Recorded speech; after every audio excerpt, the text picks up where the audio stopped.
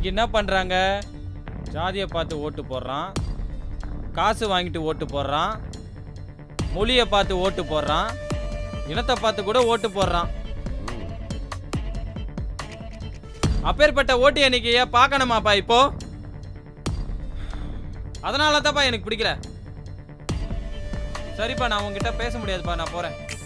நம்ம பிள்ளை தான் ஆன்டி இண்டியனார் போகணும். என்ன மணிபாரதி, கவுண்டிங் ஏதோ கம்மியா இருக்க மாதிரி தெரியுது. ஆமாயா, 19 ரவுண்டு போயிட்டு இருக்கியா. 2500 ஓட்டு நம்ம லீடிங்ல இருக்கோம்யா. இன்னும் 2 ரவுண்டு தான், கண்டிப்பா நம்ம ஜெயிச்சிருவோம்யா. என்னையா, முதல்ல 10,000 இருந்தது, அப்புறம் 5,000 ஆச்சு, இப்ப 2,500ன்ற. என்ன நடக்குதுங்க? ஐயா, 1000 ஓட்டுனாலும் நம்ம கண்டிப்பா ஜெயிப்போம்யா.